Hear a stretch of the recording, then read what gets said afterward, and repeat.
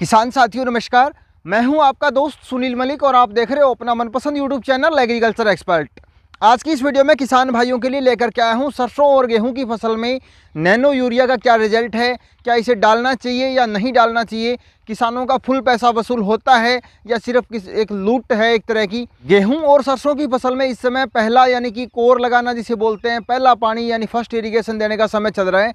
इस दौरान किसान भाइयों को यूरिया की सबसे ज़्यादा आवश्यकता पड़ती है, लेकिन वर्तमान में यूरिया किसानों को पर्याप्त मात्रा में उपलब्ध नहीं हो पा रहा। घंटों लाइनों में लगने के बाद 1 या 2 कट्टे एक आधार कार्ड के ऊपर दिए जा रहे हैं।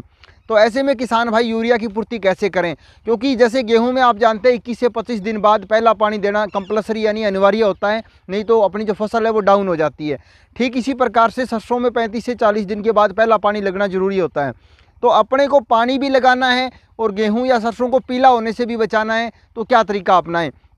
हालांकि सरकार और सरकारी अधिकारी कह रहे हैं कि नैनो यूरिया की कोई कमी नहीं है, आप इसको डालिए। तो अब बहुत से किसान भाइयों के 2-3 दिनों से सवाल आ रहे थे कि नैनो यूरिया का आपने प्रयोग किया है या नहीं, यदि उपयोग किया है तो क्या ये वाकई में थोड़ा बहुत काम करता है। हालांकि सबसे पहले मैं आपको बता दूं कि एक नैनो टेक्नोलॉजी जो कृषि वैज्ञानिकों ने ईजाद की है, यानी लगभग इसका 50,000वां भाग जिसे अपने कह सकते हैं मोलिक्योर, यानी इसके कई टुकड़ों में इसको बांट दिया। एक दूसरा काम ये है कि जैसे अपने यूरिया डालते हैं उसको छिटकवा विधि से टॉप ड्रेसिंग करते हैं, खड़ी फसल में छिड़काव लगाते हैं, तो वो एक नाइट्रिफिकेशन होता है, धीरे धीरे करके एक लंबी प्रक्रिया होती है, 5 से 7 दिन बाद वो अपना असर दिखाता है। लेकिन इसकी एक अच्छी चीज़ ये है कि ये सीधा पत्तों के ऊपर अपने फोलियर स्प्रे करते हैं, पर्णरंध्र के माध्यम से तुरंत प्रभाव से ये अपना काम शुरू करता है। क्लोरोफिल निर्माण होता है जिससे पौधे भोजन बनाना शुरू कर देते हैं, और जो अपना हल्का पीलापन कहीं अगर नज़र आ रहा है तो उसको भी ये कंट्रोल में करता है। अब मैं आपको दिखाऊंगा, मेरे पीछे जो आप ये फसल देख रहे हैं सरसों की, इसके अंदर हमने परसों ही पानी लगाया है।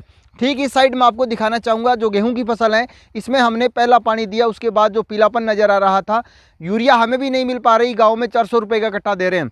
तो हमने सोचा क्यों ना एक बार इसका उपयोग करके देखा जाए, क्योंकि ये 240 रुपये में उपलब्ध हो रही है और वहाँ पे अपने को 400 रुपये देने पड़ते हैं। उसका भी ये नहीं पता कि ये असली है या नकली है, क्योंकि आजकल जैसे ही कालाबाजारी बढ़ी है, नकली मार्केट के अंदर बहुत ज़्यादा मात्रा में उर्वरक आ गए हैं।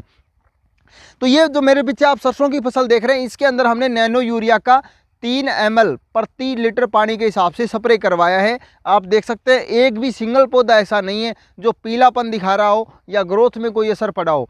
यानी मेरे हिसाब से कहने का मतलब ये है कि जो चौड़ी पत्ती वाली जो फसल है, जैसे अपने कॉटन में हमने डाला था, आपको इसका रिव्यू भी दिखाया था, काफ़ी अच्छा रिजल्ट मिला था, ठीक उसी प्रकार से सरसों के अंदर जो यानी चौड़ी पत्ती वाली जो फसल है, इसके अंदर तो इसका रिजल्ट काफ़ी अच्छा है।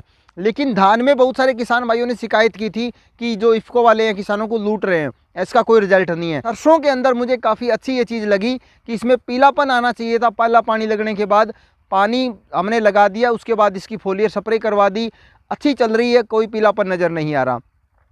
हालांकि गेहूं के अंदर भी हमने इसका आज दोपहर को ही स्प्रे करवाया है। आने वाले 2-3 दिनों में इसका हम रिव्यू जरूर दिखाएंगे कि गेहूं में एक ऐसा काम करता है।